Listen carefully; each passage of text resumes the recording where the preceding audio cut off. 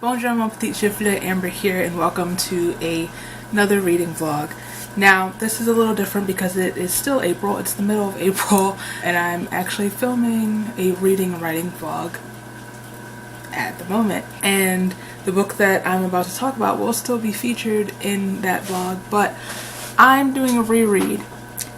And I mean, I reread books all the time, but this book's different. This book's special, and I might regret this very soon.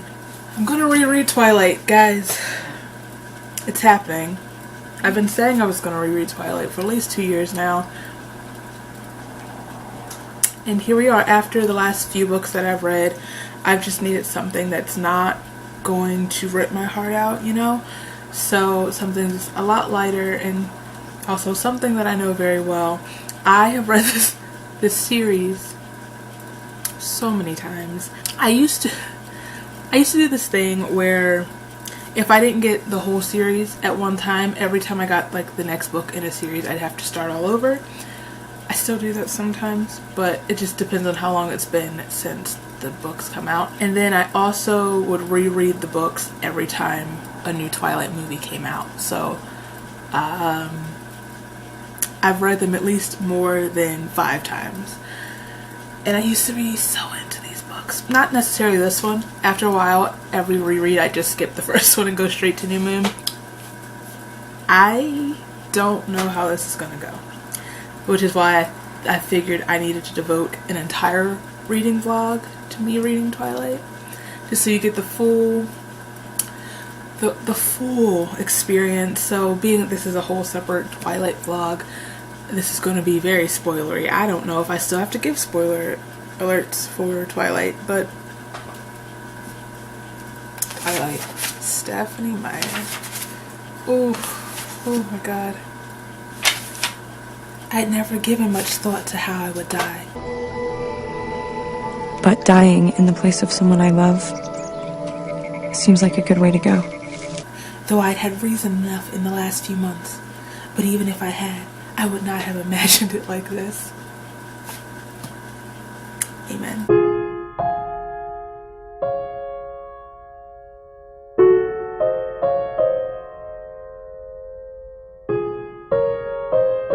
I'm only 7 pages in and Bella's already being clumsy TM. Oh, we stand our quirky queen. It doesn't rain much there, does it? 3 or 4 times a year. Wow, what must that be like, he wondered. Sunny, I told him. You don't look very tan. My mother's part albino. That's problematic, right? And I'm just curious because like albino's not a race. And I'm wondering if that's the joke or if Stephenie just... I'm gonna leave it alone. I'm just gonna keep reading.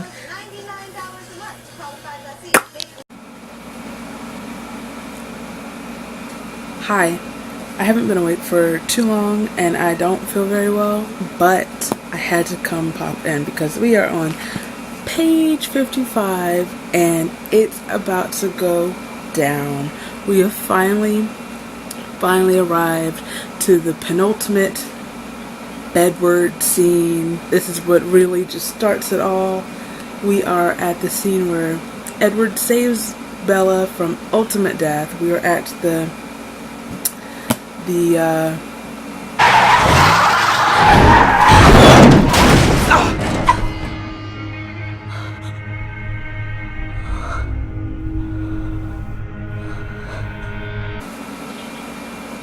car crash scene. And I feel like now that I'm like 55 pages in, I'm really getting back into the story and this world, this situation.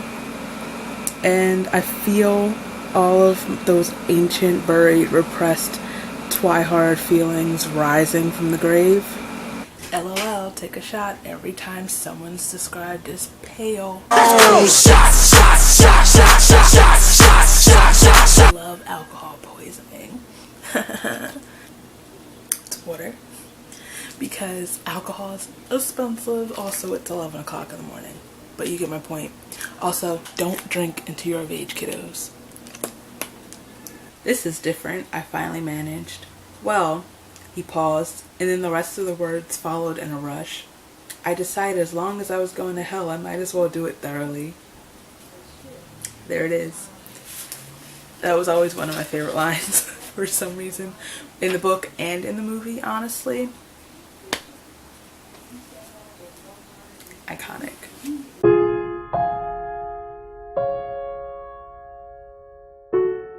Treating like a client. I'm a designer. You're not clients.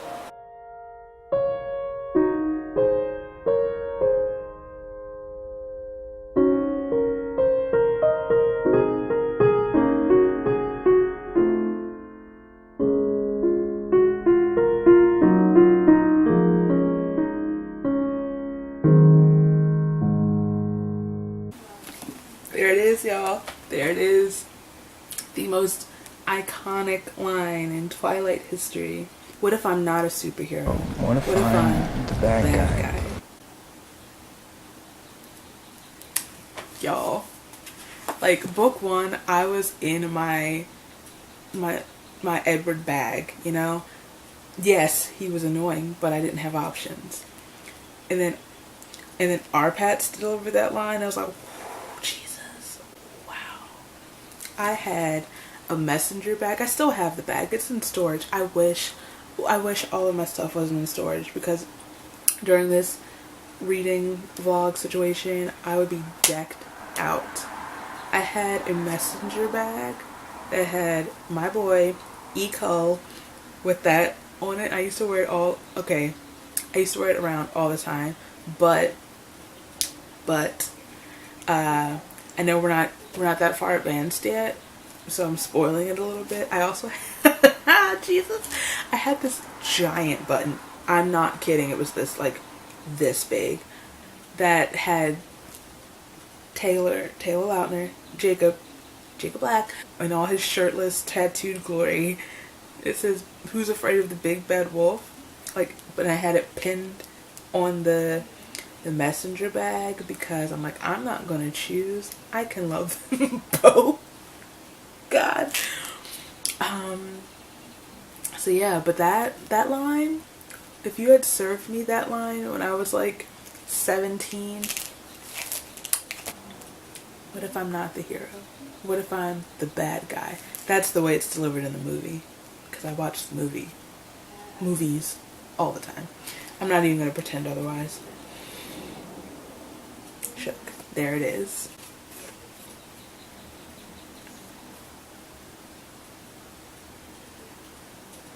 Oh, guys, that's me.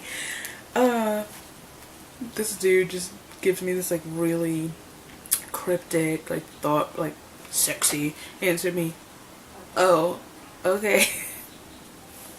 That was ridiculous. Thank you so much.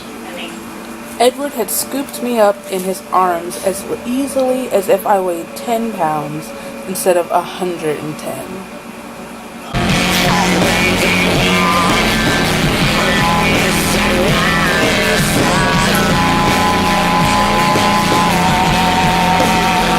Okay, so I'm going to try to do this really fast. Moana is currently on freeform, so I'm trying to do this during the commercial break. So I finally hit the 100-page mark of Twilight, and I have thoughts. A few things. I think I mentioned earlier that the way the book is written is a little, I don't want to say annoying, but annoying, that how everything's just overly descriptive, and how she'll randomly throw in some big word to make Bella seem so much older and smarter than more mature and smarter than everyone else. Ella's still annoying. Never liked her, so there's that. I think I'm noticing more how judgmental of everyone she is, and how I don't know why Stephanie felt the need to just keep nailing that nail on the head about her first week or so of school, her not remembering anybody. Maybe it's to reflect how captivated she is by Edward instantly. I don't know. That's not a personality trait, sis. I don't know. What was I gonna say? Also, are there no black people at all in Washington? I've only spent 2 hours in the Seattle airport, so I don't know. But just not any at all. Just no one with any sort of melanin. No Latinx people. No Asians. No indigenous people. Not at all. In the whole state of Washington. Okay. It's also a little annoying. Just this is all in the first 100 pages. Are there no plus size people in Washington at all? Because almost everyone's just described as small or thin, or he lifted me in his arms as if I were 10 pounds and not 110 pounds. Bella, please. Last thing I'll say, there's a lot of foreshadowing about her life amongst vampires and then eventually becoming a vampire, with all the references to like blood and how her reaction to blood is, and like Edward's reaction to her reaction towards blood. And I'm like, I love the 80s. What? And it just got louder. It just got... Oh, Jesus. What was I saying? Oh, the whole, like this part where, they were doing the blood testing in biology, and Bella ends up in the nurse's office because she like passes out, and Edward's just, you know, there. She goes, "I smelled the blood," I said, wrinkling my nose. "Lee wasn't sick from watching other people like me." "People can't smell blood," he contradicted Edward. "Well, I can. That's what makes me sick. It smells like rust and salt." He was staring at me with an unfathomable expression. People can't smell blood. Also, in that same class, when Mike had his finger pricked it.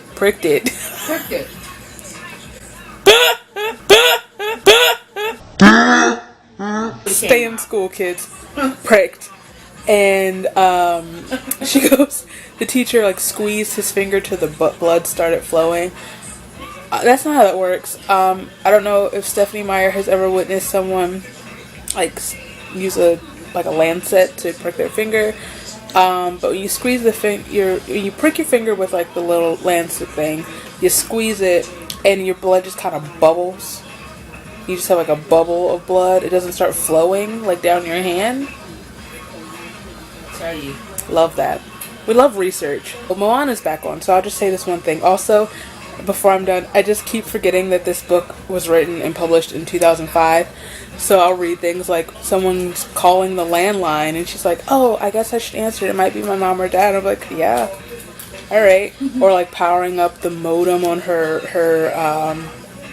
PC, her internet. Wow. She's actually going to the library, going to Seattle to go to the library because her library doesn't have books. I'm like, you can just, order books to your library. 2005 seems like a whole lifetime ago. That's the first 100 pages completed of Twilight. I'm never gonna say that again. Pricked it.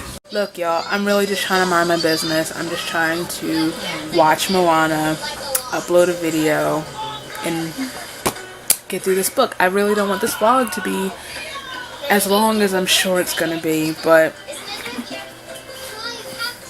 please hold.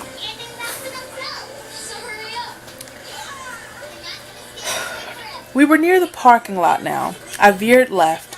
Like, really, I've only read one page since the last check-in. Anyway. Oh. We were near the parking lot now. I veered left toward my truck. Something caught my jacket, yanking me back. "Where do you think you're going?" he asked, outraged. He was gripping a fistful of my jacket in one hand. I was confused. "I'm going home."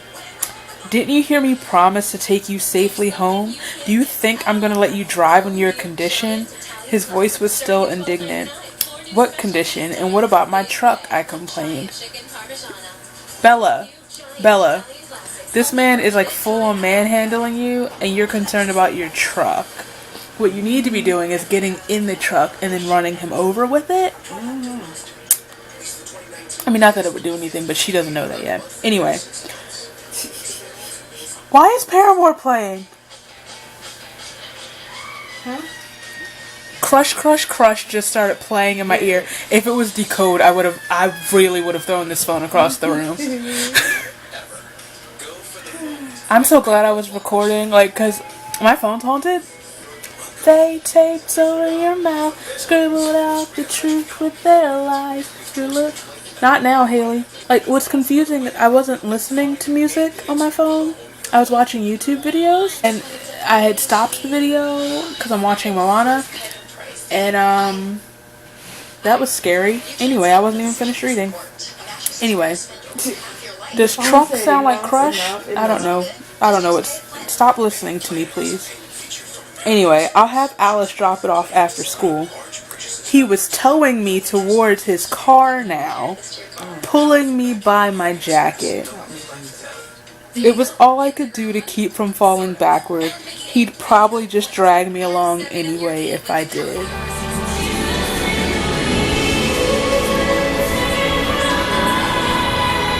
I'm sweating. So we're at the beginning of Controlling Possessive Edward. Love that. Ship it. It's so quality content I signed up for. That's 100% not okay. And I've read this book. I mean, I didn't think it was okay the first time I read it. I'm itching. I just got so upset I started itching. But yeah, that.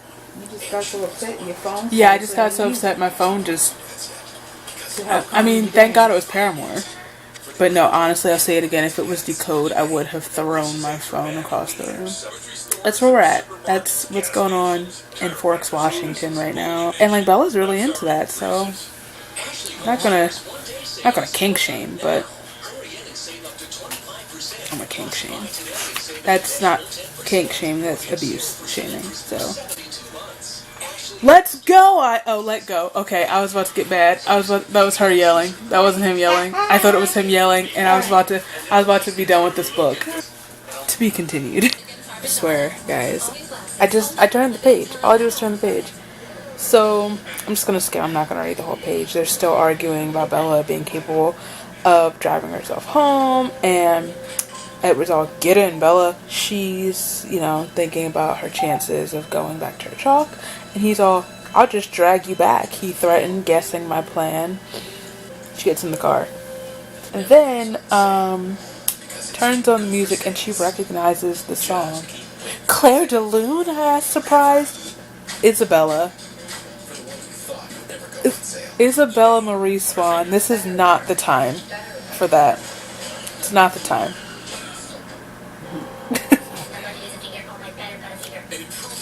I'll just drag you back, and you're focused on the fact that he's playing Debussy.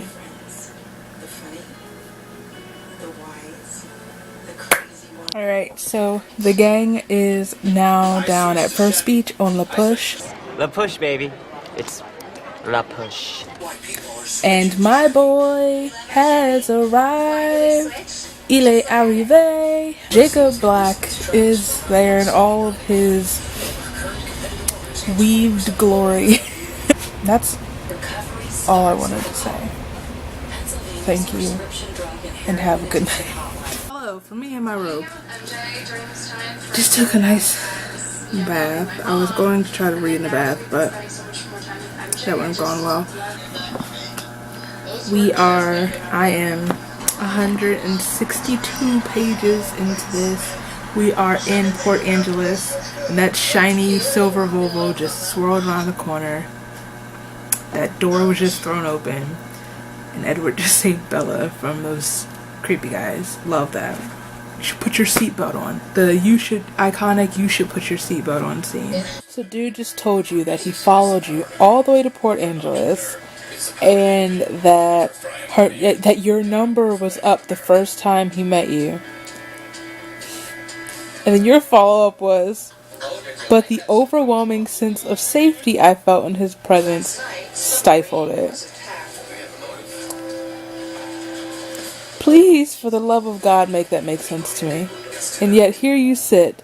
There was a trace of disbelief in his voice. He raised one eyebrow. Yes, here I sit. Because of you.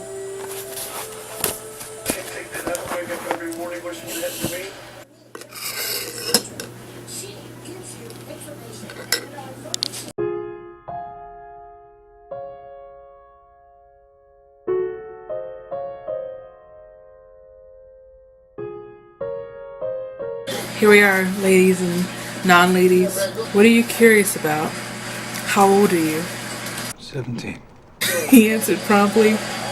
How long have you been 17? A while? Sorry, let me read it. His lips twitched and he stared at the road. A while. A while. See, the thing, my problem is, like, I forgot that in the book this scene happens in a car and not in the middle of the woods, so we don't get the say it out loud. Say it.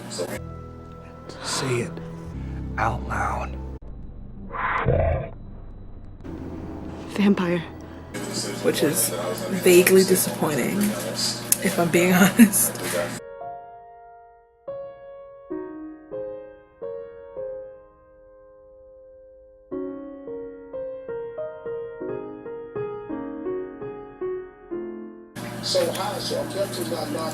I don't know, guys, this scene just doesn't hit the same way in a car than it does in the middle of the woods. That you haven't asked me the most important question yet. His voice is hard now, and when he looked at me again, his eyes were cold.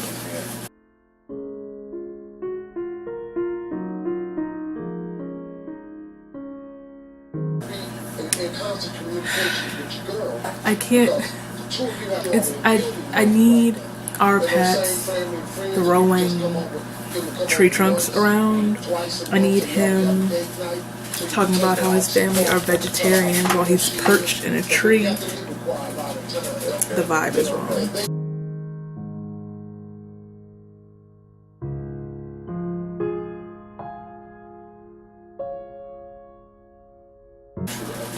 Why is she crying? Bella, why are you crying? Okay, here's an issue. That was loud, I'm sorry. So, this is the part where, we're still in the same scene. I might as well just read the whole book to you at this point. Where Bella, they're talking about, why he doesn't drink human blood. I almost said eat humans, but that's not how vampires work. But animals aren't enough. And he goes, I can't be sure, of course, but I'd compare it to living on tofu and soy milk. We call ourselves vegetarians, our little inside joke. It doesn't completely satiate the hunger, or rather thirst, but it keeps us strong enough to resist most of the time. I don't know if that's a proper comparison to being vegetarian. I was vegetarian for a long time and I wasn't hungry. I wasn't like lacking because I didn't eat meat, but sure, Stephanie. I'm back. I remembered Book Edward being a lot more charming than he seems to be. I feel like for the last almost 200 pages, just him insulting her in one way or another, and she's just like, yes sir, I love you, oh my god. It's weird. I'm really trying not to complain the whole way through. I really do want to enjoy it. I do, for the most part, enjoy it for like the nostalgia purpose and the fact that I still do watch the movies all the time. I just have a lot of thoughts about this book. This is, I don't know if I said this already, but now I really clearly see why I always skipped to New Moon.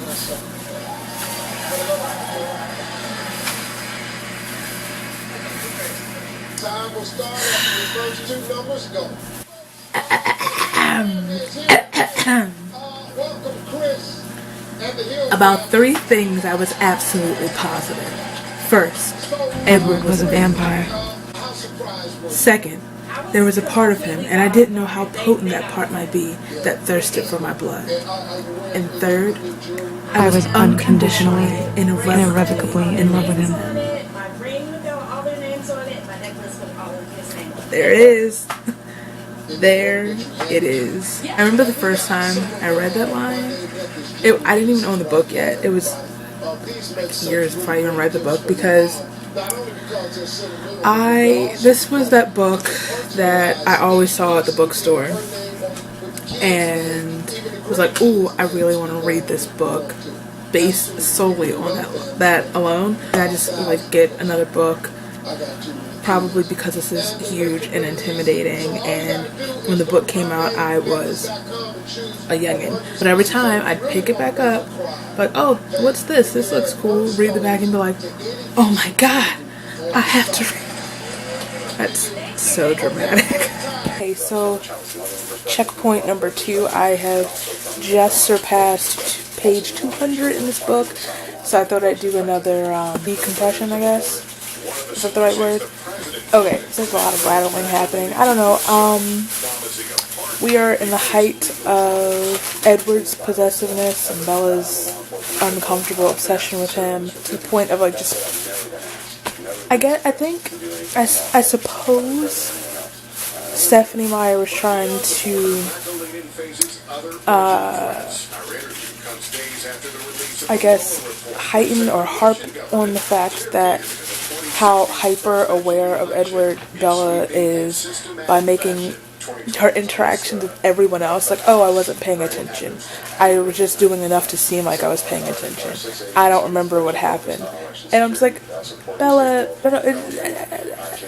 he's so one-dimensional and bland, but at the same time she's the queen of, I'm not like the other girls. And it's also really confusing to me, I don't know if I mentioned this, how she always has like a snarky or sarcastic comeback, or wants to put her foot down about this, that, and the other, but she gives in to Edward with no hesitation about absolutely everything. There's also a lot of weird, like, gender-specific, like, gendered comments, I guess. Stereotypical gendered personality traits, I suppose. Like the very done-to-death one, how, you know, Charlie's into sports, but I wouldn't know about anything like that. What was my point? Oh. And it's to the point where, towards the beginning of the book, there's the comment, she's writing her paper for English on the question of whether the way Shakespeare writes women is misogynistic, or the treatment of women in Shakespeare's works is misogynistic. And at that point, I just had to laugh. I'm like, is that supposed to be irony? Is this a joke? Is that... Because this isn't the most, this isn't like a feminist icon book, you know? There is some enjoyment as well. It's mostly nostalgia, like the big points, like there are about 3 things that I was certain of, whatever that line is. Like those big moments are still fun to read. I can't wait to get to New Moon. Honestly. Okay, real quick, few things. I'm going to try to speak over the news. Well, except for bad things like all the near-death experiences and being so clumsy that I'm almost disabled. I would like to break the hands and mouth of the person who came up with it. I know this is 2005, almost 2025, I need to go to bed. I know this is 2005, but...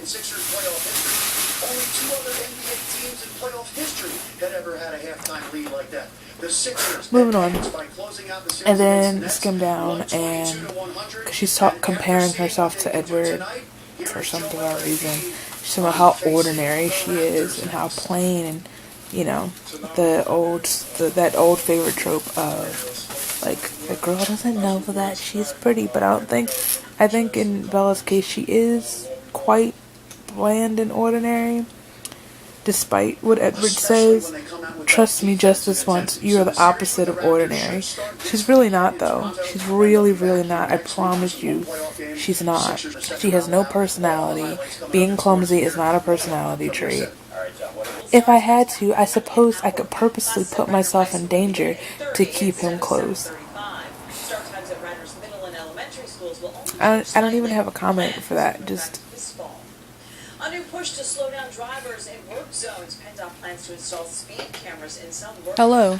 Please disregard the robe on my head. I am completely just bundled up right now because I'm cold and I'm tired and my back hurts and my shoulders hurt, all from carrying the burden that is Isabella Swan. I'm on page 251 and just read the line. Besides, since I'd come to Forks, it really seems like my life was about him.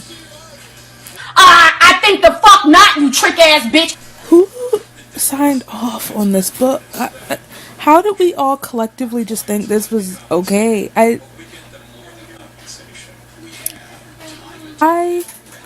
write a lot of couples in my books, and they're very attached. They love each other. They do anything for each other.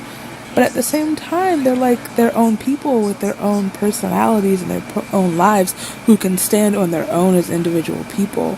Like, specifically, the girls in my books. At the age that I am now, I just have trouble dealing with girls that and women that are very dependent on the men in their, like men, probably because I wasn't raised that way. I know, I'm putting too much thought into this book. I'm supposed to be just rolling down memory lane and just having fun with it. And mostly I am. It doesn't sound like it, but like some people were like 12 years old when this book came out, and I'm just, I guess, glad that I was older. I was like mid to late teen the first time I read it. Also, I never really liked I liked the first book, but like past the first read through of the whole series, I very sparingly reread the first book, which is probably why this is also so fresh and stressful. New Moon, or Eclipse, could you arrive now, please and thank you. LOL, take a shot every time someone's described as pale or frosty or colorless or white. I wanna be drunk when I wake up.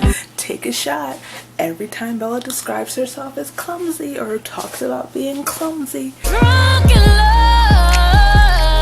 Take a shot every time she describes Edward as perfect, or she talks about how she's dazzled by him. Everybody in the club get tipsy. Everybody in the club get tipsy. Non-alcohol poisoning. Once again, water, because we don't love alcohol poisoning, and alcohol is expensive, and it's 11 o'clock in the morning. Hi, hello. I am supposed to be writing, but I am not doing that. I'm currently just kind of like curled up on the couch because I really, really don't feel well. Also, Prince William is canceled. I have just a couple of questions regarding Twilight and Miss Meyer's research. Please hold. So I'm currently at the iconic meadow scene, and first my question is, it's too far to flip back, something about Edward being paler than usual despite the slight flush from yesterday's hunt. And that's super confusing to me, how a vampire can flush when he has no blood in his body. But I chalk that up to maybe it's still the blood of whatever animal he was feeding on, like, in his system. I don't know. Always trying to justify this book. But then we have the follow-up to that question, which is when Bella's like tracing his arm or hand or whatever, and she's talking about the blue veins in his arm.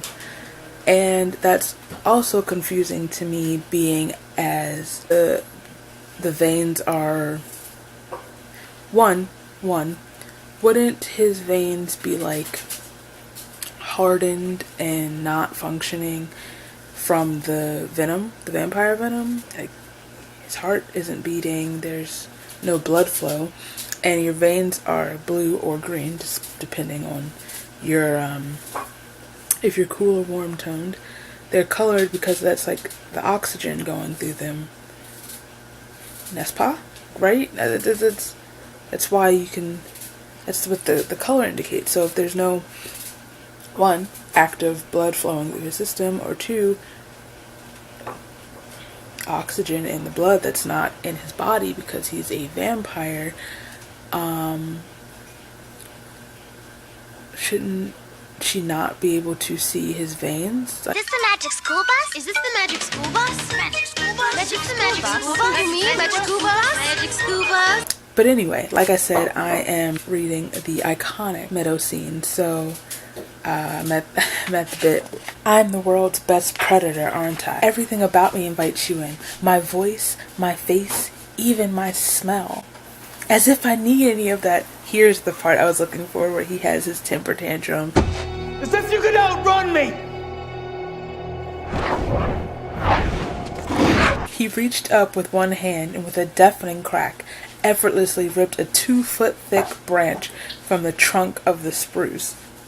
Talk about forest conservation. He balanced it in that hand for a moment, and then he threw it with blinding speed, shattering it against another huge tree, which shook and trembled with the blow. At the blow. And he was in front of me again, standing 2 feet away, still as a stone. As if you could fight me off. I'm sorry. As if you could fight me off, he said gently.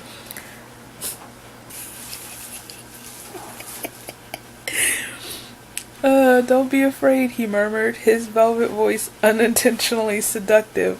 Bella, I promise, I swear not to hurt you. Jesus. I'll be back in a minute, I'm sure. So what you're saying is, I'm your brand of heroin. I teased, trying to lighten the mood. Turn the page. He smiled swiftly, seeming to appreciate my effort. Yes, you are exactly my brand of heroin. I don't know. Reading, it's not the same as the movie. It's really not. I used to always say that the lines were delivered better in the book. I think it's mainly because of how I was reading them as opposed to the acting. That's actually mostly with just Bella's lines and scenes, but maybe because Edward's not hanging out in a tree and this conversation's a lot less intense than it is in the movie. It's like a drug to me. You're like my own personal brand of heroin. We did it. We made it. Page 274. The most iconic moment, quote, in this book. I know I've said that before about probably several other quotes, but... And so the lion fell in love with the lamb, he murmured. I looked away, hiding my eyes as I thrilled to the word. What a stupid lamb. What a sick, masochistic lion. That kind of never gets old. I don't know why I have such a love for this quote. The rest of the conversation, which is like, you guys are dramatic. But this right there, I'm like, love that. Love that so much. Wow. The door was unlocked? No, I used the key from under the eave. I stepped inside, flicked on the porch light, and turned to look at him with my eyebrows raised. I was sure I'd never used that key in front of him. I was curious about you. You spied on me? But somehow I couldn't effuse my voice with the proper outrage. I was flattered. Why are you like this? He was unrepentant. What else is there to do at night? Oh, I don't know. Don't watch me sleep. It's weird. Especially when you're contemplating whether or not to kill me. How often did you come here? I come here almost every night. That's the point where you should be like, get out of my house and never speak to me again. Not like having this cute little mukbang and eating your lasagna. What's going on? What's going on here? Hello children. It's time for another 100-page check-in. I just passed page 300. I'm on page 305 of this monstrosity. We are almost done. We're almost done. My thoughts aren't. I have less thoughts this time. I can only reiterate the same thing so many times. A few things. I did make notes. Hold on. One. I don't remember Edward being so angry in the book. He's constantly snapping at Bella, and it's not flattering in the slightest or attractive at all. I don't remember her obeying him so much. Girl. Isabella Swan is literally a damsel in distress, and it's aggravating. So aggravating. I will say that now that they're a thing, I am excited to get the rest of the Cullens in the story now. Alice is my girl. Alice is like my favorite character in this whole situation. The quality of this story is about to rise. I think that's pretty much all I really want to say this time. Honestly, they're both obsessive, annoying, and melodramatic, so I guess they do deserve each other. Y'all, I was taking a reading break and I forgot about this. I wanted to talk about it. This is the first night that Edward stays at Bella's after a thrilling day where she finds out that he watches her sleep frequently, and she was asking him a bunch of questions about being a vampire, why he chose to not drink human blood, this, that, and the other. And so now they were going through talking about the rest of his siblings and their particular powers, and now she's talking about Rosalie and Emmett and how they're quote-unquote married, and how to keep up the facade of the ages that they're supposed to be, they'll most likely have another wedding in a few years. So Bella just asked if they're married like the same way humans are, I guess. You said that Rosalie and Emmett will get married soon. Is that ... marriage ... the same as it is for humans? Then Edward goes, was there a purpose behind your curiosity? She goes, well, I did wonder about you and me someday. And spoiler alert, they do get married, they have a baby, we know this, but at this point, she's known Edward, a few months. For most of those months, she thought that he hated her. He was also really trying to avoid her, and they just admitted out loud their feelings for each other to each other today. And you're talking about getting married someday when y'all aren't even like officially a couple. I'm about to beat this bitch up. And I realized in this book, her only aspiration in life is to be with Edward, and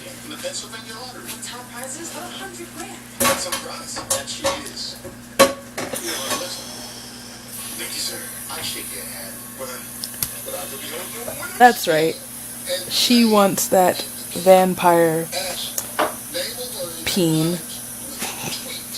Yeah, they're talking about sex now. Love that for you, sis. Okay, so we have finally met Victoria and company for the very first time. I just finished reading the iconic baseball scene. Time.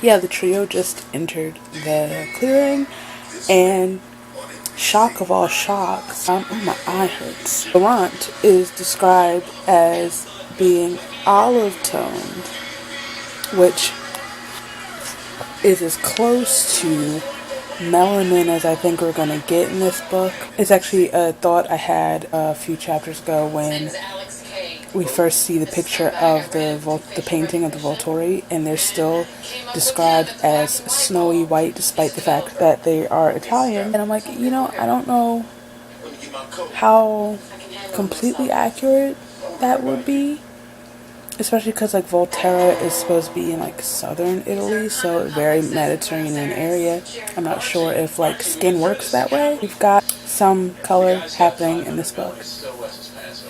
I shouldn't be this thrilled about someone being described as olive toned. Alright, we are in the final 98 pages of this book. I'm on page 400, and this wild ride is coming to a close. Quick thing before I go to bed, because I'm tired. You know how Bella is all like, I hate forks, Charlie. I'm gonna leave. I don't want to get stuck here. Just let me go. I can't remember, and I'm sure I'll answer that question when I reread New Moon.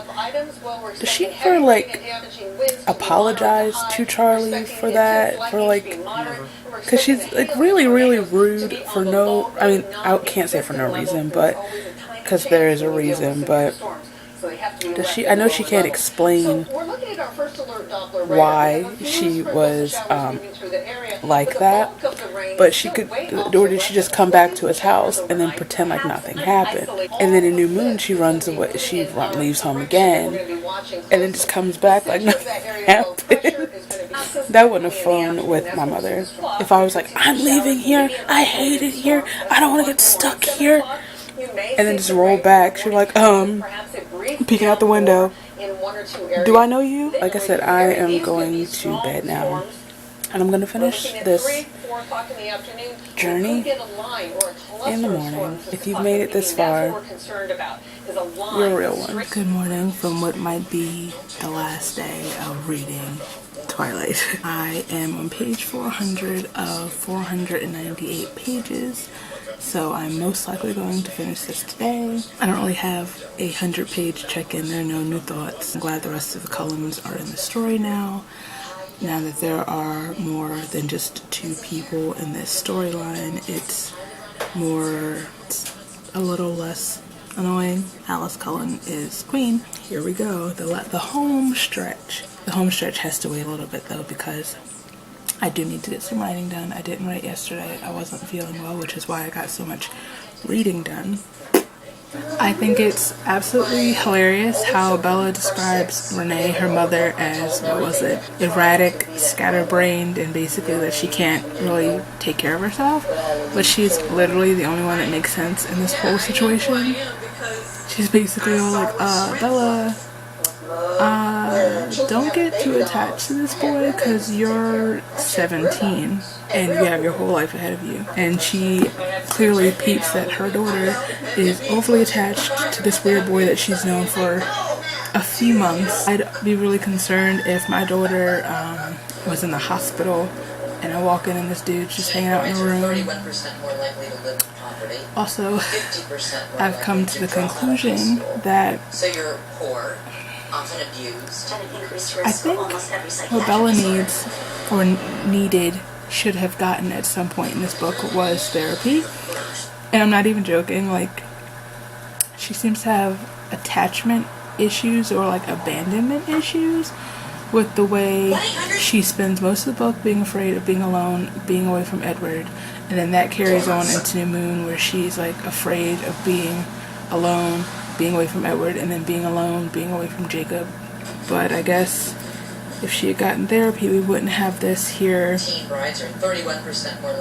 edgy vampire story. Hello. So I just read the part where Bella's still in the hospital and she goes, she's trying to make Edward promise that he won't leave her. And she goes, I'll be the first to admit that I have no experience with relationships, I said. But it just seems logical. A man and a woman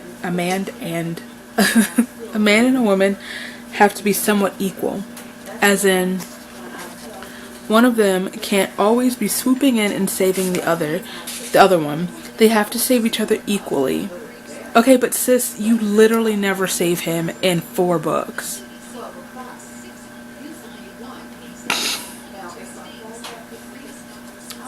Where's that equality, homegirl?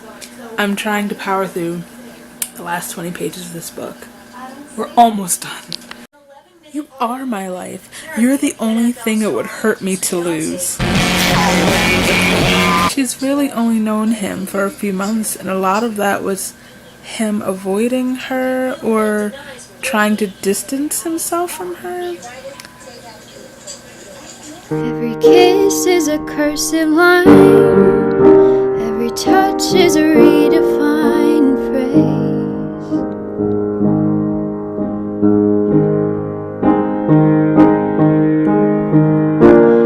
I surrender who I've been for who you are. Nothing makes me stronger than your fragile heart. If I had only felt how it feels to be yours, then I would have known what I've been living for all along. What I've been living for.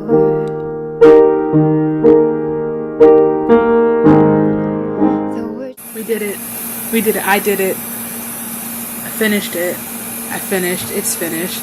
I have so many thoughts. So quickly, final 100-page check-in or 98-page check-in. Last few thoughts ending Twilight. I hate, one, that it takes almost the entire book to get to any sort of real conflict and like a climax of the book, and then we get that, and then we're just told what happens with James, like as almost like an afterthought.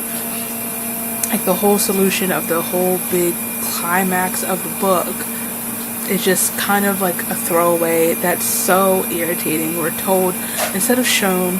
So much could have been done with that. Another pet peeve throughout this whole book was the fact that it just felt like Bella swallowed a thesaurus. I guess it was an attempt to make her seem more mature and smart, I guess, with her odd use of words, or maybe it made her seem like she fit in with the Cullens more, where she would use less popular or older words and terminology, but it just felt really inauthentic and just didn't sit well with me. Also, this isn't really anything particular in this book, it's just a situation from the whole book that I realized that when you read the stories of how the men in the Cullen family were changed into vampires versus how the women were changed into vampires, there's such a glaring difference.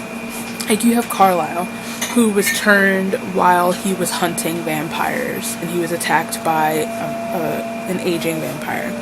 Edward was sick. He was dying the Spanish influenza.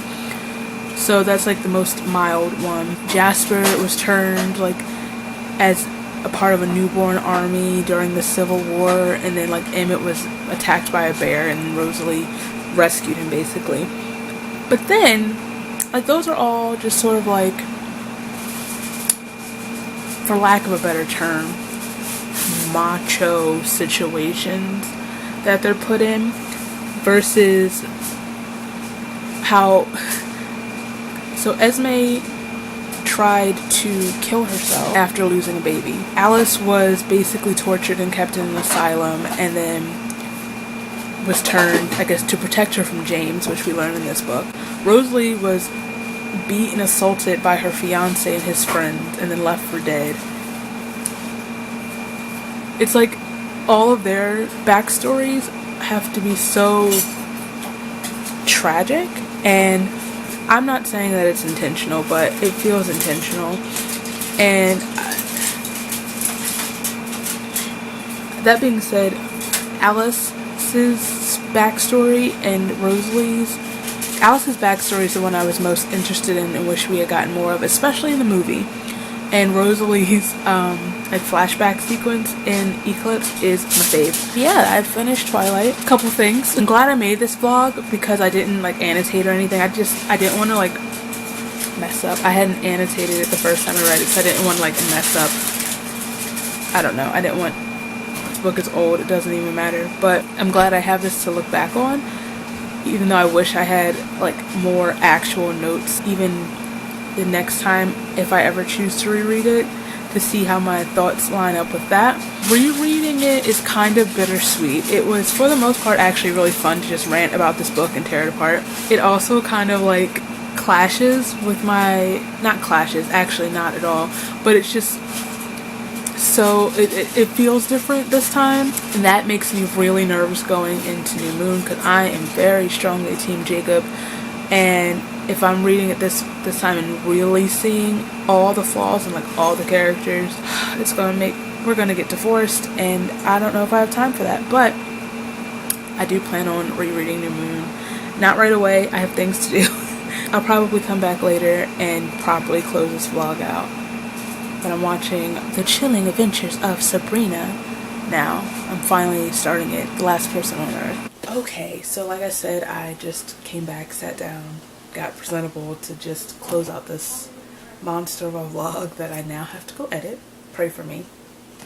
Thank you. If you stuck through the whole, however long this turns out to be, you were the MVP. There were a lot of times where I didn't think I'd make it. All that being said, all my ranting and critiquing and being stressed out through this whole reading process, the nostalgia is still there. Twilight will always be an important part of my life, my reading life, I guess. Still holds a place in my heart. I still fully intend on taking a trip to Forks and also Vancouver and I think Portland, like basically all the filming locations for the movie. I'd love to do that for my birthday this year since I'm reading the books this year, but I don't know how that'll work. Yes, I have a lot of issues with this book, plot wise, character wise, writing wise, story structure wise, but it's Twilight, and as much as I think I'd like to right now, I can't fully hate it. So we move on now to New Moon. I don't know when I'm going to start reading that, because May, I'm decided yesterday that I'm taking part of the Asian readathon hosted by Rape Cindy. So that's May. So maybe in June we'll start this whole process all over again with my boy Jacob Black. So if you like this video and want more ranty, spoilery reading vlogs, give this a thumbs up. If you like me, feel free to subscribe. All my places are down here so you can follow me, and I'll follow you back, and we can be buds, and I'll see you very soon. Bye. Really, it's just like an old scary story.